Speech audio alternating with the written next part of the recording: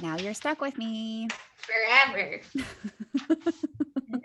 You stay in my heart and I love you forever, never apart. And I don't even know if those are the words, honestly. Probably, or close to it at least. It's fine. Man, I was doing a workout on Peloton today. They dropped that they're doing an Eminem artist series, which means that it's all he posted about Eminem. it yesterday.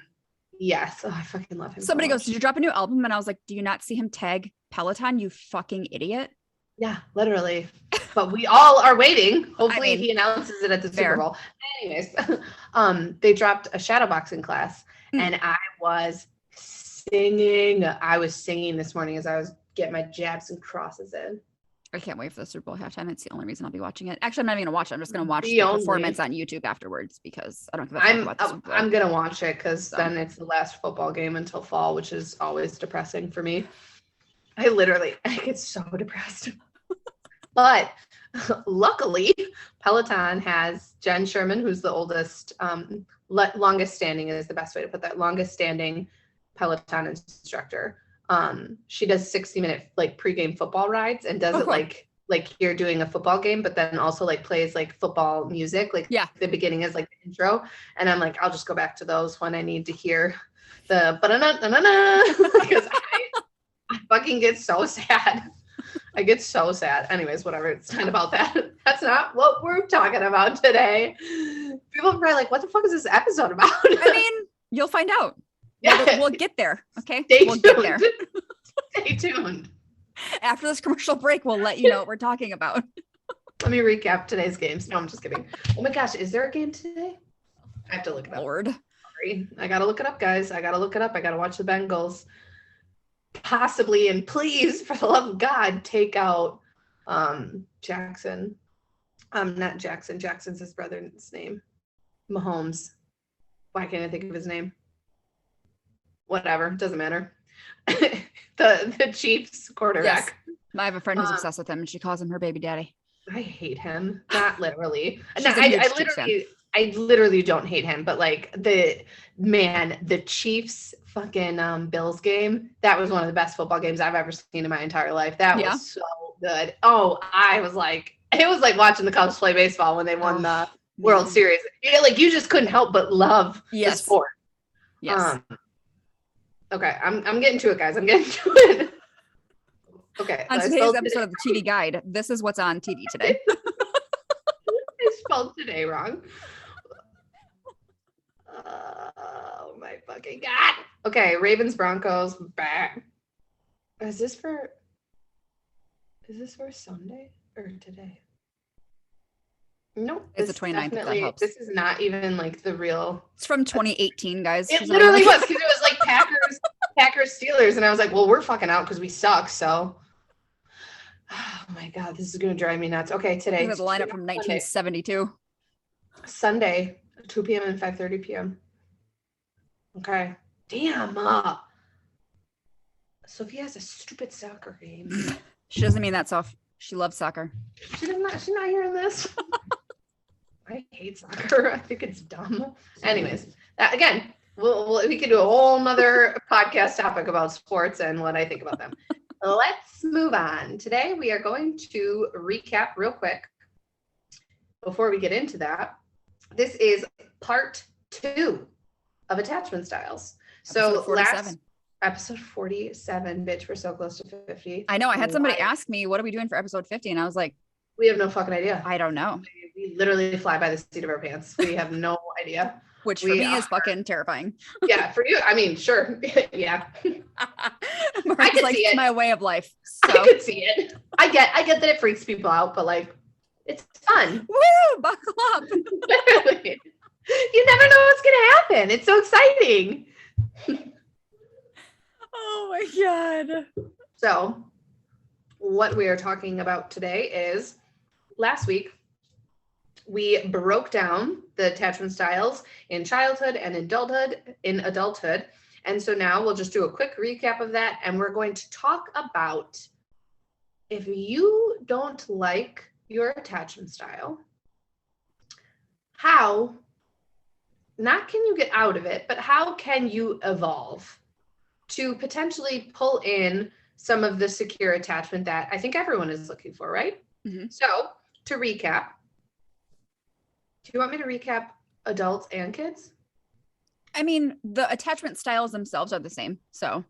Okay. So we're going to recap. I'll do the first two like I did last episode, and then Steph will do the other two. So the first one is secure attachment, where the caregivers are available, sensitive, responsive, and accepting. Children with secure attachments learn to trust and have healthy self-esteem. And as an adult, you learn to communicate and get your needs met, and also validate and be supportive for your partner. So they have successful, intimate relationships. The second one is anxious, insecure attachment. So when the responses to the children's needs are sporadic and children can't rely on their parents if they feel threatened, they often won't go out and explore on their own. So that, and then as an adult, it looks like clingy kids is going to equal a clingy adult. So they're demanding, possessive, and often codependent. So really putting a lot of strain on the relationship in order to try to get their needs met. Mm-hmm. And constantly seeking reassurance. Yes. And then we have the avoidant insecure, where when you are a child, your parent is not very accepting and they don't really respond to your needs. They often minimize your feelings or reject your demands. So then that leads to you internalizing your emotions as a kid because you learn that people aren't going to be there for you. What that looks like in adulthood is fearing commitment or refusing to commit because it's uncomfortable for you. So they often push people away or don't accept somebody who wants to be a big part of their life. The disorganized insecure attachment is when parents reject, ridicule, or frighten their children, often because they have their own unresolved trauma and they don't really know how to be there for their kids. Your child then becomes pretty self-reliant because they've learned, well, I can't go to my parents because they don't know how to comfort me or they don't know how to support me. In adulthood, that looks like difficulty with self-regulation of your own emotions and often like tumultuous relationships because there's a lot of chaos. So that's the overview of those attachment styles. Now, like we have said multiple times between the last episode and this one is, can you change your attachment style? The answer is yes and no. You can't necessarily change your style. You can learn to cope with and adapt with and evolve with the style that you've had for a very long time. Right? You learn to cope with your behaviors in terms of, well, I can change this behavior and that's part of this attachment style. I don't want to be clingy. Therefore, I'm going to do this to negate being clingy or to decrease the likelihood of me being clingy or needing reassurance. So how do we work on changing some of those behaviors?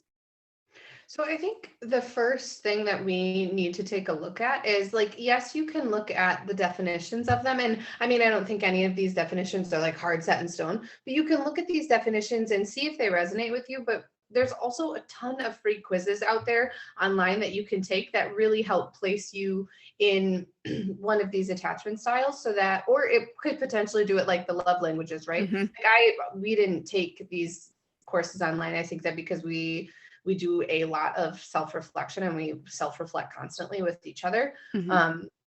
So I think that we have a pretty good understanding of what ours is, but I think like the love languages quiz, it kind of gives you percentages of where you fall. So I think, and I would hope that that's what they do with these, right? Like there are some moments maybe where you show that secure attachment, but maybe there's this insecure avoidant or whatever it is. So that to me, and I think to Steph, is the first things first. Take the quizzes online, and also because the quiz doesn't know you, it's just a bunch of populated, questions and answers. Also take the time to really sit with yourself and reflect on your relationships that you had growing up and what did they look like. Relationships with caregivers, parents, older adults around you. Like pay attention to what those were. Maybe write them down, right? In the sense of like, were your needs met? Like make a checklist. Even if you don't like a free journaling prompt, make a checklist of like needs were met or ignored or, avoided, like whatever you can do to start getting the data down. Like that's what's important. Then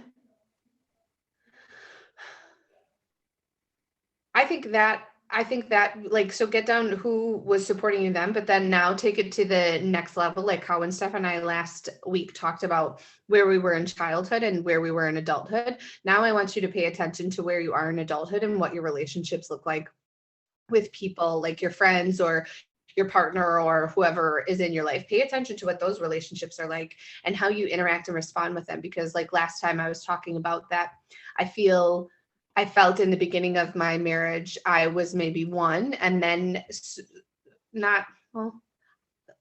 gradually, I wouldn't say slowly, but I wouldn't say like it was just a stark difference, but gradually really went into that, the avoidant insecure or the anxious insecure, because of the situations and, because of the situations that were happening in our marriage and like what those look like and what my responses were to them. Right. So I think being also able to sit down and evaluate what your relationships now look like versus when you were younger, not necessarily comparing them against each other, but again, understanding that maybe what you were brought up with isn't where you're operating right now.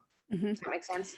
Yeah. Remember when we did the episode on why do I keep picking the same partner? And we talked about this notion that we tend to date people like our parents. Yes. Well, when it really comes down to it, we're dating our attachment style. Yes. Right. Yes. Because that's what's familiar to you. So if you were to examine your current relationship and realize, holy fuck, I'm in a relationship that's similar to the attachment that I had with so-and-so as my caregiver, then you come to realize, is this what I want? Or is this just what I know? Mm-hmm. Right. Mm-hmm. Yes. It's just very interesting when you stop and like reflect like that. Oh, absolutely. You start to make all of those deeper connections and gain that deeper understanding of like, okay, so there is like, I think sometimes we go through life and we're like, life is just happening to us and we're just kind of going through and it is what it is. When realistically, we're in control of so much more than we think or give ourselves credit. Yeah. With that understanding and acknowledgement though, I think a lot of people try to stay out of that understanding and acknowledgement because that means like you got to put in the fucking work now. Like fuck, right? Now I got to be the one to change it. Yes. Yeah. Maybe not. Oh, so I'm the one who's putting myself in these. It's not just happening to me. Like, and I think that's another thing that call attention to. Like Steph and I, like, I think we love the zodiac, right? Like, I think it is the most interesting thing in the world. However, with understanding your zodiac, then you also start to understand maybe the not so likable parts of your zodiac and you start to work on them. So that's also like, I'm not just gonna be like, it's because I'm a Gemini that I'm like that. Like, no, I'm doing the work. Like, because I'm an Aquarium. Yeah. Mercury's in Gatorade or something. Like, Mercury's in the microwave. I don't know when it's coming out, but my girl is upset. But that's the other important part. Like, I think I was very much so a disorganized Gemini in the beginning of my life, and now understanding like that, and that is that true sign, like that bipolar, feeling emotions really strongly on either poles, like that was one of the negative characteristics. And while I have my moments still, I don't realistically think I'm ruled by that anymore. I think there's a deeper understanding of like, these emotions are I'm in control of them. It's not just happening to me. The feelings bus isn't coming along and it hits you and it's like, oh, now I feel angry. Like, no, I'm choosing that. That's the choice. I can either choose to ruin my day or I can choose to understand this is upsetting and frustrating and move through it. Well, and just like we talked about how like the love languages can be flexible, the attachment styles can be flexible, your zodiac and like what you identify with can be flexible. Here's the thing. I'm a sun sign Pisces. I'm not a crybaby, quote unquote, a crybaby, right? People think of Pisces as like somebody who fucking cries all the time. I don't. And when I do cry, people get uncomfortable because they're like, I don't ever see you cry, so I don't know what to do. Right? My go-to is like, I'm going to be fucking mad at the goddamn world now, which is very Scorpio, despite both being a water sign. So again, none of these are set in stone. You take what you want from it, right? You get to adapt these things to you have a choice, basically, is what that's all coming to, is you have a fucking choice. Yes. The next step is work on your self-esteem. Fucking love yourself. I'm so sick and fucking tired of people not loving themselves. Really grinds my fucking gears, guys. You know what really just gnashes my noodles? The Wisconsin's coming out in us today. I tell ya, boy. My noodles right now. You know what really burns my burgers is it's the fact that people are like, I suck. Yeah. What? Are you fucking kidding me? Are you fucking kidding me? Out of all of the souls that could have been put into your flesh suit, you think you fucking suck? Out of the 1 in 400 million fucking million or trillion chances it was you that was fucking chosen and born. You think you fucking suck? Are you joking me? Mm-hmm. Are you shitting my dick right now? Like a little tick-a-tacker reference for you. Are you joking? You literally, you just want to hate yourself that much. Knock it off. Get that. That's disrespectful as fuck. Get out of here with that right now. Right now. I was going to say something and then I was like, no, that's judging yourself. So I'm not going to judge myself. But I will say, when I talk to clients now, or when I do gain guidance, or when I do the podcast and I talk about how I hated myself, I could very easily judge myself and say, it's so fucking embarrassing that I used to hate myself. But for what? Because here's the thing. For what? Had I never hated myself, I wouldn't be who I am today. Yes. Do I want to go back to that? No. Absolutely not, because I've come to realize that hating myself gets me fucking nowhere. It keeps you in a perpetual state of anxiety, anger, resentment, bitterness, all of that. Radical acceptance. The facts are the facts. Yep. You may not be where you are in your life and you may not like it. Your body may not look like what you want it to look like. Your life may not have turned out the way that you thought or expected it to look like. The facts are the facts, though. It is what it is. Consistently placing yourself against what you wish you were, how you wish your life went, you're keeping yourself stuck in that perpetual state of bitterness and anger. Accept reality where it is. And go ahead. I was just going to say, believing that I was unworthy of love or success kept me from getting those things. Yes. There are people in my life who love me. There always have been people in my life who love me. But until I realized, like, I'm fucking worthy of being treated like XYZ, I'm worthy of success because I have a lot to offer. That's been reflected in my life over the past couple of months. It changed because the energy I put out changed. Therefore, I was attracting those things. That's a very real fucking thing. When I first started my business, I didn't think that I had any business doing what I was doing. And my business has evolved since then. And guess what? I'm way more successful now because I went back to, why am I actually doing this? Why did I think that I needed to change what I was offering? I'm a good fucking therapist. I'm just going to be a therapist, right? Like, and yes, I'm a mentor to people who don't live in the state of Wisconsin. It's all the same, right? I know what I have to offer people, and I know that it's really fucking good. Yes. So how do you start to believe in yourself? How do you start to love yourself? How do you start to choose yourself? Get fucking uncomfortable, dude. Get uncomfortable. Try new things. See what you like. Like, this is how I did it. I don't think that there is when people come to me as a therapist and they're like, I want to build my self-confidence, I want to build my self-esteem, I don't really think there is one way to go about this. I really, really don't. I think that you need to try different things. You need to see what you like. You need to see what fits for you. You need to build mastery in certain areas that make you feel good, because then again, it's that constant release of dopamine where you are hijacking those happiness chemicals. Like, try different things. Get unhappy. You have been doing the same shit your entire life. You have to do something different. And you also have to understand that you were put on this earth for a purpose. And if you don't know what it is right now, that's completely fucking fine. But it's not just by chance that you were fucking put here, that you're here, that you're doing what you were doing in your life. Your life can be anything that you fucking want it to be. It literally fucking can. And no part of my life did I ever think I would start a business. And in no part of my life did I ever think that I was going to move into and only do my own business. It's literally up to you. It is, the fucking cards are in your hand.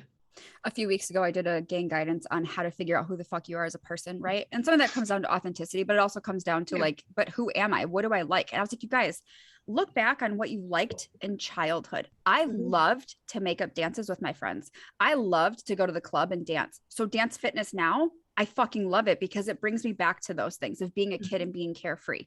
I loved coloring and doing art. Now I love to be creative and create things. It evolves, but those things are still there. Right? I've always loved reading. Reading fills me up. It's not that difficult as people can make it seem, of like, I don't even know where to start to figure out who I am. Just do something. It doesn't have to be that hard. No. I loved playing on a swing set and hanging upside down. And guess what? I fucking loved Lyra. I loved it. Right? I loved gymnastics. That was also part of Lyra. Like, go back to the little version of you and remember what made you happy. Remember what like filled you up and made you feel excited. I was talking about how I love to do like risky things, how we went ziplining and how it was just so fun to just like, I mean, it wasn't fun for you initially, but like how fun it was to just be like, fun. I just had to jump off the fucking platform for a minute first. I just had to be comfortable with maybe plummeting to my death. But as soon as I eased off the platform, I was like, okay, this is okay. It's always the initial. It's always the what is it? Precipitory anxiety that I'm always like, yeah, there's no way I can fucking do this. And then I do it. And I'm like, that was the best thing I've ever done in my entire life. You just got to do it basically. Just fucking try. Mm-hmm. Yes. The other part is getting in touch with your real needs, not what Instagram or TikTok tells you what your needs are, not what your mom or dad tells you what your needs are, what your needs are. What is important to you? What are your morals and values that you have as a person and in a relationship? Learn how to be assertive. I've been assertive my whole ass fucking life to the point where it's kind of been a problem sometimes. I will tell you what I lost in my marriage, being assertive. I internalized everything. I was not assertive. I did not let my needs be known, let alone met. And that was unfair to him. He didn't have an opportunity to meet my needs because I wouldn't tell him what they were. Because in my mind, I'll just fucking do it myself or I'll just deal with it. It's fine. I will never be that person again.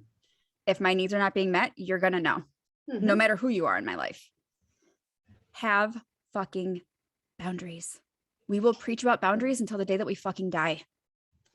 I love teaching people about boundaries because there was a long time where I didn't have any. And so I can speak to what it is like to not have boundaries. And then I can speak to how my fucking life changed once I did have boundaries. 1000% agree. 1000%. And here's the thing. So many people operate in that imposter syndrome of like, well, who am I to like have these boundaries? Exactly. Who the fuck are you to have these boundaries? You are a fucking human being who deserves to be treated with respect and love. That's your birthright. Your birthright. Yep. You deserve love and respect, period. And if you don't bring that to my table, then you don't get to sit at my table. And so when I use that analogy all the time, your table may be very small in the beginning. It may be very small. It may be like a TV tray table. Graduate your ass to that fucking table you see in the fucking old school movies of like where it's like 20 like fucking 150 seats. chairs. Yeah, like 150 chairs and they're like thick solid like wood. Potter fucking cafeteria. Yes, there you go. Absolutely. How dare you call it a cafeteria? It's a great hall. Anyways, I'm just kidding. What? God, disrespectful. No, I'm sorry.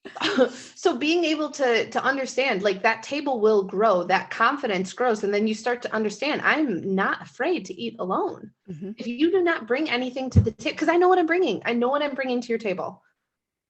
That's the important part. You have to find out who you are first before you can go enter into relationships with other people. If you don't love yourself first, you will never love anyone else properly. Period. And the caveat to all of those things, as far as, excuse me, learning your real needs, how to be assertive and having boundaries, is to learn how to communicate your needs and feelings without being manipulative or without there being a hidden meaning to what you're doing. Yes. We're not doing that in 2022. We're not going to be like, well, I said this, but I really meant this. No, bitch. I said this and this is what I fucking meant. Okay. Yeah, then nobody can read your mind. Yes. We're not going to make people read between the fucking lines. We are going to be assertive in how we communicate these things because it's fucking 2022 and we're going to own our shit. I don't have time. I do not have time. I don't have time to be like, well, this is what I really I'm not going to write down the hidden code of the words you just used to figure out this is actually what they meant. I'm not this is what they were trying to say. Yeah. I'm not going to ask for a fucking salad when I want fries. Okay. And hope that you know that it's actually the waitress brings out my pizza. What the hell? You wouldn't do that with anybody. Well, I would really love a glass of milk, but I really want water. But like, what are you talking about? Yeah. There's not magic behind this. Make your needs known. Yes. You deserve to have your needs met. And if somebody can't meet them, that's the beauty of asking for your needs. If they can't meet them, they're going to tell you that. And then you can understand that you don't have to fucking stay in this relationship. And then you make the decision to be like, goodbye. Yeah, I'm either going to change my needs or I'm going to leave, depending on what I want to do in this relationship. Or you change the dynamic of the relationship. Yes. Maybe it's more of a superficial, hey, how you doing relationship rather than an intimate, close connection relationship. And that's okay. But guess what? The choice is fucking yours. Absolutely. And obviously the last but not least is don't be afraid to seek therapy. talk to somebody about it. If you truly are like, I think this is what my attachment style is and it's really fucking up my relationships. Yeah. What can I do to fix it? We're here, right? Yes. We will help you navigate that. And here's the other part. And I know that you are right with me on this. We're going to challenge the shit out of you when you continue to use those ineffective behaviors that are perpetuating these cycles, because it's not effective in getting your needs met. Just Correct. because it worked 10 years ago, it doesn't mean that's what we're doing today. Correct. I'm not going around in circles with you. No. I don't want to be on the merry-go-round or the Ferris wheel that is your life. You came to therapy to help stop that. I'm going to be the fucking Carney instructor who's shutting that shit down. We're going to shut it down. Except I have all my teeth. We're shutting it down. Do you understand? And I don't smell like stale popcorn and beer. Yes. Get off the fucking ride before I burn you with my marble cigarette. God damn it. And my fucking sweat stained white tank top.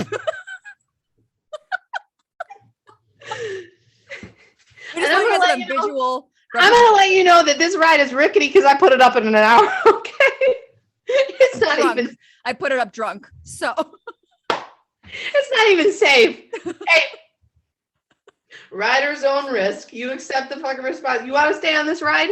Okay, we'll see about it. We'll see how that works out. It's not my fucking fault. Yeah. So hey, you fucking chose it.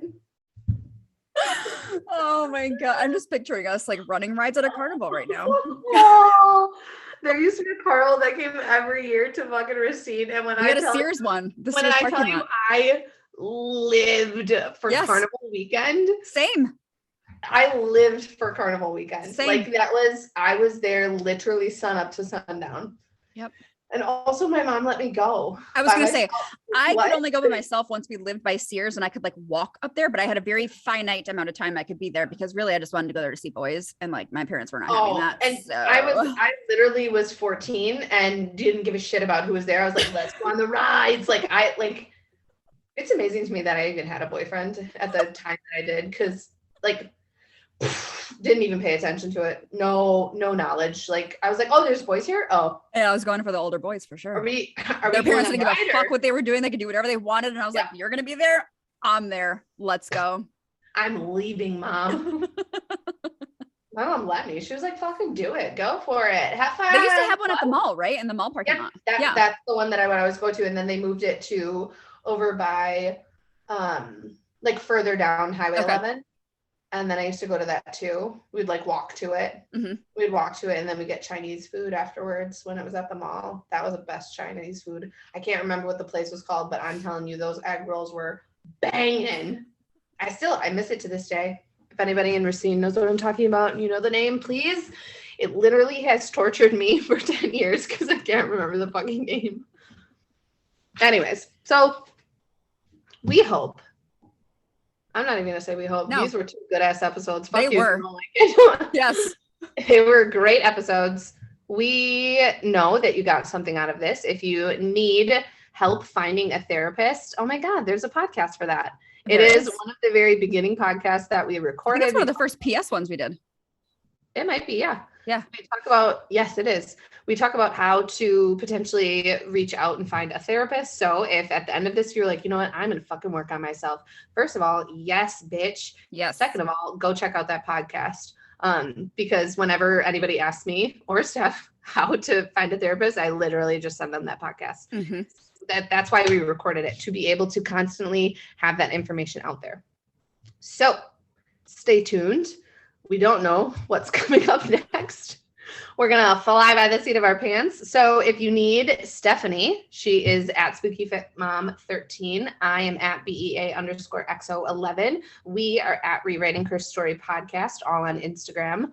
Our email is at rewritingherstorypodcast@gmail.com. And you can find us on YouTube under Rewriting Her Story Podcast. We appreciate all of the likes, shares, subscribes, anything that you can do to get our podcast out there. We genuinely appreciate it more than you guys will ever know. Hopefully one day there's a way we can show you how much it means to us, but definitely is important. So if you guys need anything, reach out. Other than that, we will catch you on the fucking flip side. That's right. Okay, bye. Bye.